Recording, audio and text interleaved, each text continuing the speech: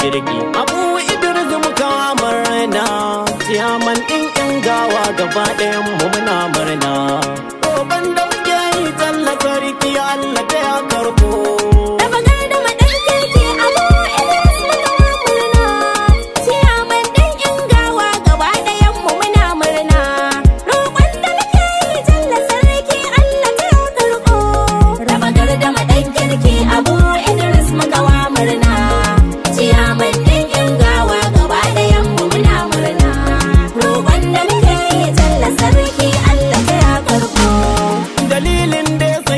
Ce da kai mutumin kirki, Allah ya zaɓo ka cikin dubu ya baka mulki.